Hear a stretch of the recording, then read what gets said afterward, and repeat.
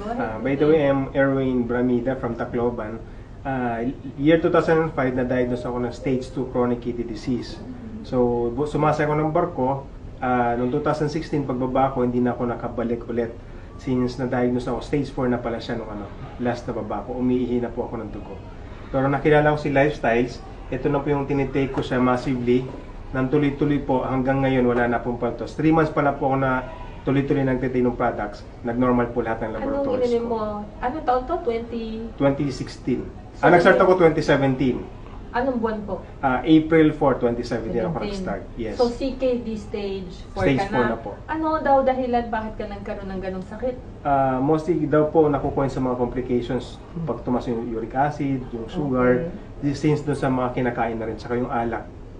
So yung mga kinakain nyo sa Apo. barko, Yes, yun na apo. rin katal. Ilang taong ka lang? Bata ka pa. Ngayon, 35 years old na po. Batang-bata, nagkaroon Yes. na. Pero buti na lang, nalaman mo to. Apo, kilala na po siya namin siya year 2000. Kasi doon sa grandma namin. Tapos ngayon, nakilala ko lang siya ulit nung blessing in disguise lang po. Kasi nakita namin sa isang tao na nagpakilala sa amin doon sa product. Hindi ka naman in-advise na candidate ka na ba for dialysis at that time? Yes, candidate ako for dialysis. Pinaganda ako ng 2 million for kidney transplant. Pero sabi ko wala naman akong ganun kalaking pera. Tapos sabi ko kung meron pa ibang other way, sabi niya dialysis. Yun na lang yung dalawa. Tapos yun ako nagsabi ko, mas mura pa yata magpalibing. Biniro ko yung doktor. Sabi niya, kasi mas mahal naman talaga. Kasi kung mangutang ako ng 2 million, magpapatransplant, sabi sa akin ng doktor, in 3 to 5 years, kapag hindi gumana ng maayos yung kidney, another transplant ulit. So, hindi pa tapos yung, yung inutang ko, mangutang ulit ako for another transplant. So, buti na lang may Buti na lang po, nagpakilala yes, sa'yo opo. ng Buti na lang, Lifestyles. pinakilala sa amin nung tao na yun, nakilala. Sobrang blessed po kami. Sa ako po personally, kasi kung hindi po dahil dito sa product na to, hindi talaga mag-normal lahat ng laboratories ko. Last year lang yun, no? Last year lang 2017. po. So, after ilang months ka umiinom, naging okay ang...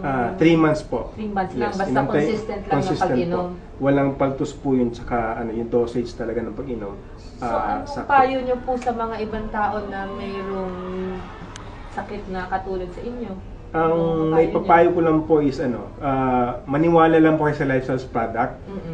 Take it massively kasi hindi pwedeng pakonti-konti Oo, kasi patingi-tingi. patingi-tingi, tingi-tingi din yung yung progress na makikita mo. Pero pag massively makikita nyo po in 3 months malaki na po yung development na makukuha na makukuha mong benefit. Okay, thank you very much, Wayne. So, yun lang po. Hope we be an inspiration to everyone. So, God bless. Thank you. Thank you po. You're welcome.